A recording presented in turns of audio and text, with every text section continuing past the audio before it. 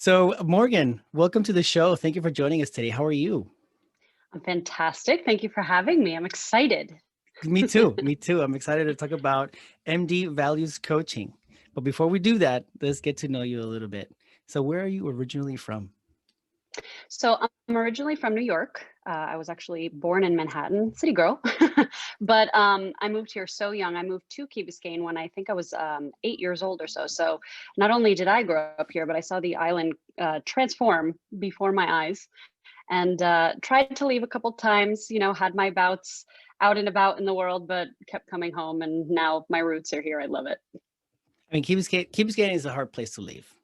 To I leave. know. Yep. Why leave when you live on paradise, right? Exactly. It's a beautiful key. It's a beautiful key. What is your favorite part of Key Biscayne? Oof, that's a tough question. I think, just the feeling of home. I've been here for so long that, you go into some stores that are staples or some restaurants that are staples here, and you feel like you're going to see your family. And everybody kind of treats you as such. So I love that the community is so tight, going to spend a weekend with the family at the beach club or something like that. It's just the feeling that I have here. It's home. The beach club is a great place. I mean, one of my favorite parts is, I have to tell the audience that we know each other from the dojo, from the RDCA dojo here in the Key. Yes, You know, we do. right? Practically grew up in there, and Don't say how many years. Don't say how many years, but a lot of them. yeah, and the beach club is a great place because we do the bike test too there. So there's a lot of connection and history there for us, at least from the dojo perspective. Absolutely. How would you describe a perfect weekend for you in Key Biscayne? Well, Key Biscayne is always sunny, so that's a perk. And there's so many different places to enjoy. I was very sad when Oasis closed because that was kind of like the watering hole for a lot of us to go and get a cafecito in the morning.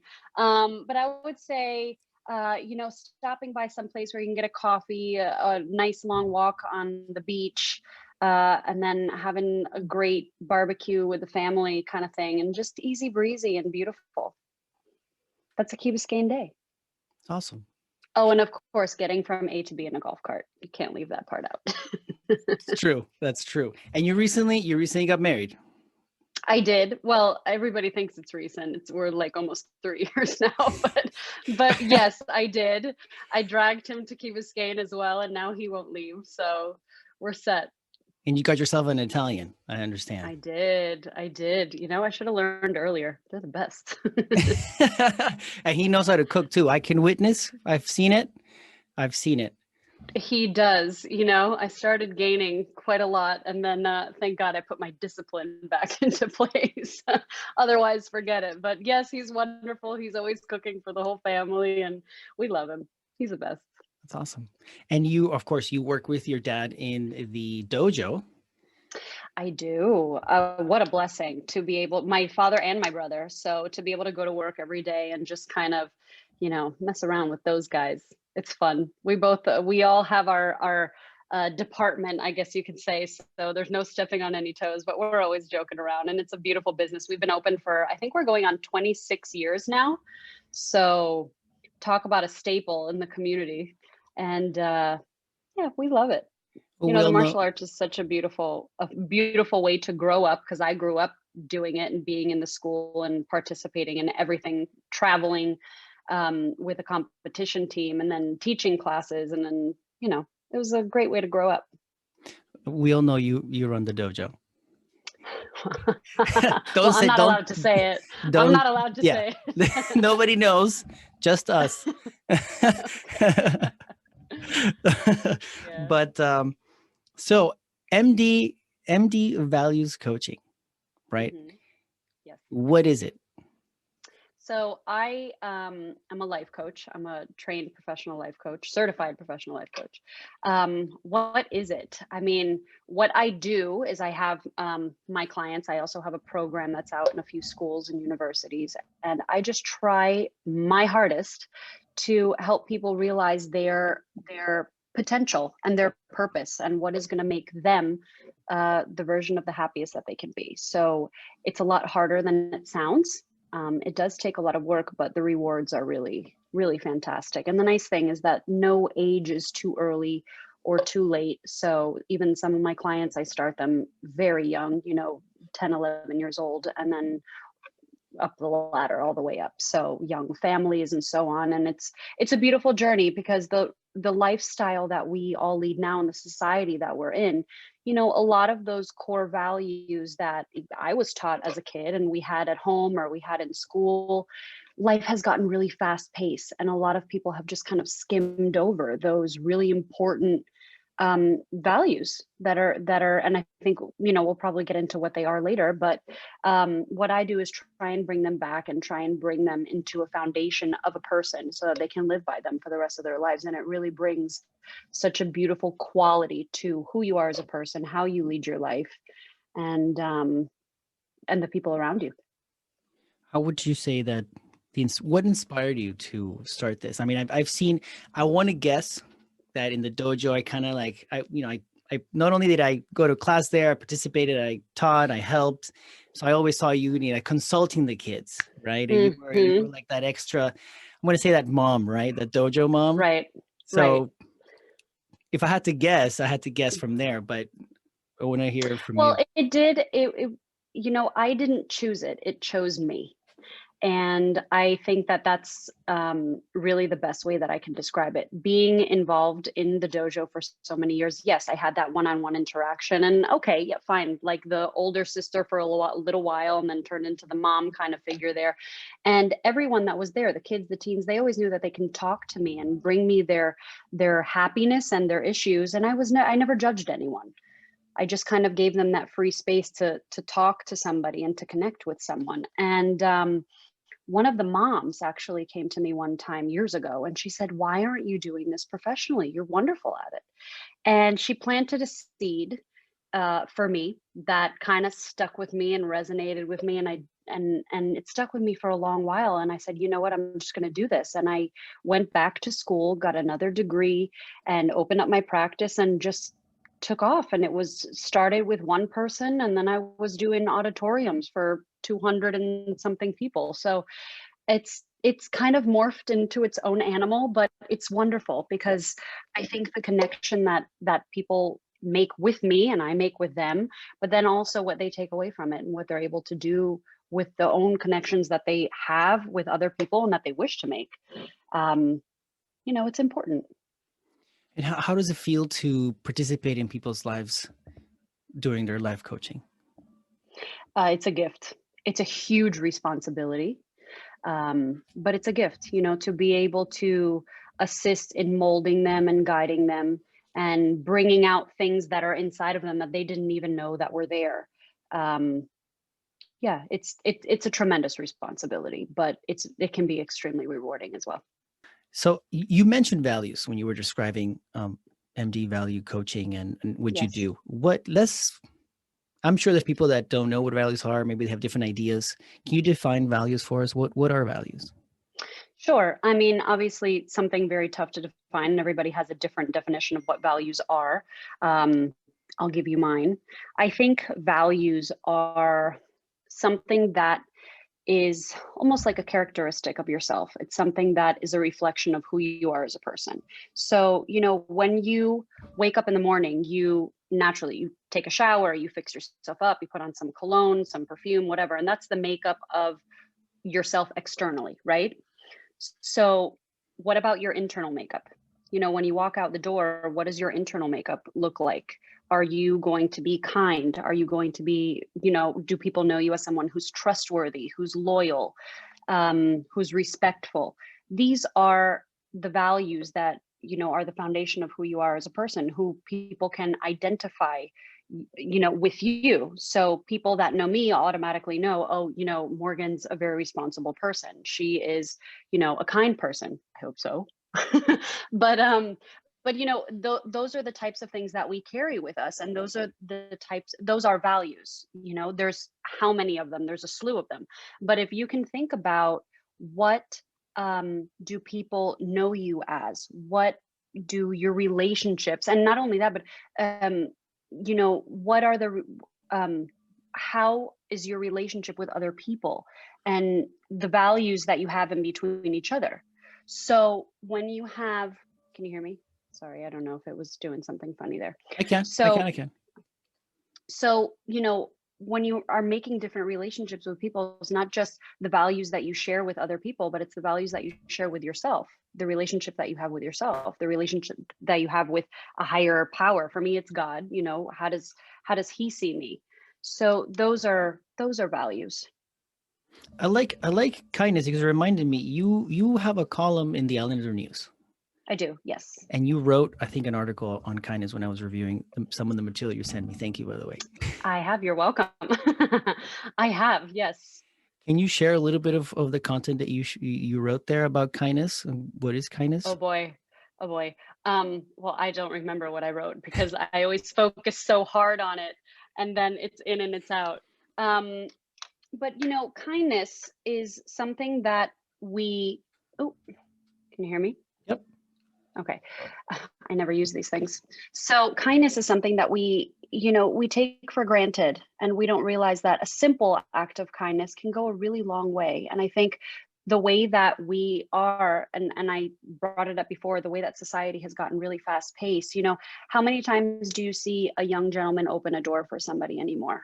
Or, somebody helping someone to a car, or a little kid gets lost and they feel comfortable coming to you and asking where to go. We're all so frustrated when somebody bothers us and, puts us out of our super gaze that is straightforward and nobody can come into our bubble. And a simple kindness can go a really long way. Picking up the phone and calling your grandmother and seeing how she's doing, or helping a neighbor. Those are the kind of things that I would love to see us get back to as a whole, as a humanity. Especially after the last year that we've all gone through, the entire world has gone through, and the world is just really angry. And those little acts of kindness, they go a really long way. Could kindness go both ways? Like the person who does the deed of kindness, hmm could that person not only be serving that other person, but also himself? Does that make sense? I don't know. It's just a thought that came to mind. Like the one who acts out the kindness also receives from the act. Does that make sense? No, but I'm going to answer it anyway. um, talk about clarification. I think, when you are the kind of person that you are looking to give,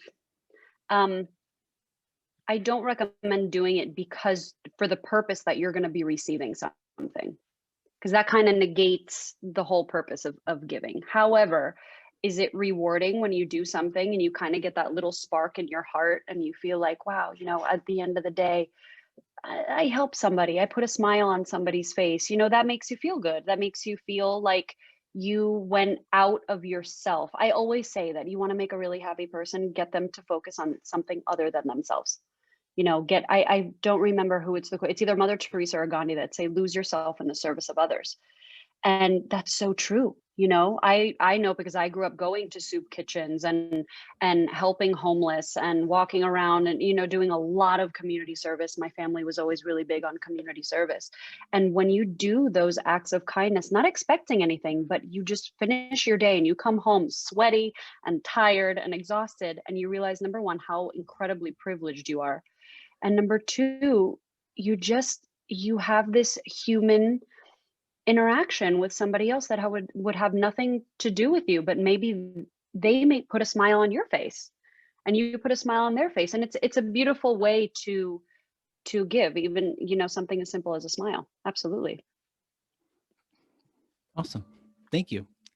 Welcome. So, going back to life coaching, what would you say are some of the benefits of life coaching?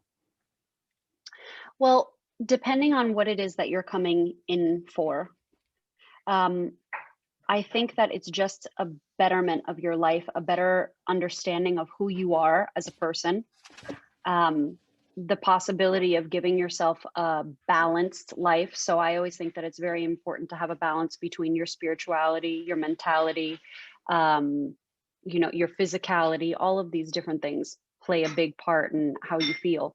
Because for example, if you're completely neglecting your health, but you're living in your head okay, maybe great for your head, but your quality of life is definitely going to go down. Okay, sorry about that. Where were we?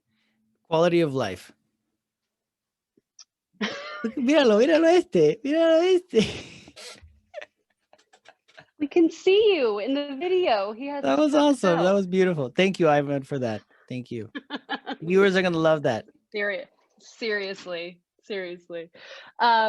So your quality of life, yes. And also, for my younger clients that come, or young families that come, giving kids the sense that they can be more than what they've been exposed to. We're very quick to judge ourselves before we judge anybody else, and giving them that liberty of, okay, who I am as a person is okay. How I think is okay. What I want to do with myself is okay. That sense of comfort is very important growing up in the society that we're in right now. And for adults, I mean, getting back to the roots of who you are, because we can very easily get lost. Our mentality can get lost according to who we surround ourselves with, or what our daily grind is, and kind of coming back and taking a breather and saying, okay, who am I? What do I want for myself? And where am I going? These are really important questions to ask yourself. This is the part where you show us your book. Oh, sorry. Okay. So I did. We'll edit that, of course. We'll edit that. I did write a book along with my father. For those of you that can't see it, it's a picture of my father and I. And he has, tons and tons of years of experience, obviously in the workforce, but as well as meditation and spirituality and so on. I mean, he is a sensei for a long time and owns a martial arts school. And I myself, with my years of martial arts, plus, my coaching experience and so on, we wrote this book together. And I think the original version was, I don't know how many hundreds of pages, but we consolidated. So now I think it's just over 100. And it's an interactive book that really gets you thinking about who you are and where you want to go. There's a lot of analysis within the book, a self-analysis. So not only do you kind of have this vision of where you want to go, but you know exactly where you are at the moment. And exactly what your value system is, what your thoughts look like. And it's really quite interesting. And it's the kind of thing I'll show you. You have pages where you can go ahead and write your answers in, and we walk you through quite a bit of information. It's very complex, but anyone can do it. And what I love about it is that you can revisit it year after year after year. So I always recommend for my clients to have a journal. And it's really funny because some people that have been with me for years, they kind of say, wow, Morgan, I look back at my answers from a few years ago and I'm a completely different person now. And I said, yeah. Isn't it wonderful that you can look and you can see your progress and track your progress? And they really love that. So I have my copy. I should have brought it here so I can wave it. No, you do. I know you've done it. So, but awesome. And how was the experience of grabbing your experience and putting it into a book format? I know it takes time. It took probably around 1.5 years to do. It wasn't easy because it's just a lot of information. I mean, I got to do it with my father, so it was a riot. We had a great time doing it, and kind of knocking each other, yes, this is right. No, this is not right. And it was interesting, but we were very, very particular and very picky about how we did this, because we really wanted to translate the right information and give the right experience to the people that were going to do this. I mean, it's called Life Quest, so you're on a journey, and we wanted to make sure that it was a very guided experience, and people would feel secure in the process. I know that we're running out of time, and I have one more question for you. What are some tips that people can walk away with after listening to us today? So some coaching tips. Let's see. Keep a journal, because a journal is a great way to just kind of, you okay there?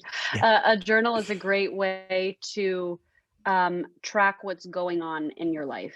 You are very easily able to record if you are distracted a lot, if you happen to be angry a lot, if you happen to be a space cadet and you keep losing your train of thought, or on the flip side, you're happy a lot, you're conversing a lot with your family, things like that. It's a great way to easily see your patterns and see where you are and how you're living. That's one. I think another one would definitely be think before you speak. We are all very, very quick to just kind of blurt out something, and we don't realize that either it can be very difficult for someone else to hear, or they may not process things the same that we do. So kind of take a breath and think about what you're going to say before you say it in any situation. And the third one, I think, don't forget to connect. Um, the translation of that word, or the interpretation of that word, I think that's a very intimate definition for somebody. So when I say connect, be in nature, disconnect from the busyness of your life, or pray if you like to pray, if you like to connect that way, or have your meditation, your few moments of silence, just something that you can do to kind of block out the noise of your everyday and connect with yourself with a positive energy, something that can really set the tone for your life. When one journals, should they be very specific? How much time should they spend on doing it? Is it That's something that's very unique to the person. okay? So I have them all over the place, actually. Sometimes it's as simple as writing down a dream, writing a couple quick notes. And sometimes it's writing out a whole day of something that was very important. So that's really up to the person, but I would just say make sure that your message of what you're writing is very easily conveyed. So it's not like you have to sit down and write a ton of pages. A lot of people don't even have time for that, but you can really easily convey a mood or a thought or something, maybe a thought that is happening and reoccurring very often that you didn't realize was reoccurring very often. Things like that, you'll be able to see them very easily, and that's important. So I can take it easy. I could be a particular thought or a moment, or if Absolutely. I have the time, but the idea is to have a good time while you do it. Absolutely. Look, I even have clients that do it as voice notes on their phone. So it's a Oh, very unique experience. Whatever it is that you want to do, just as long as it's recorded in some way. I personally like to write, with a pen in hand. So that's my preference. But just a way to be able to record yourself. I mean, you have great penmanship anyways. I mean, I look at my handwriting notes here. I get dizzy looking at my own notes. Hey, sometimes we all have our own chicken scratch. Don't worry about it. That's good to know. I'm not alone. But Morgan, it's been great having you here on the show on Key Biscayne Stories. Thank you so much for taking the time to sharing your tips, what you do with the life coaching, and how you're impacting people's lives. So thank you so much. Thank you. Thank you. We'll talk again soon.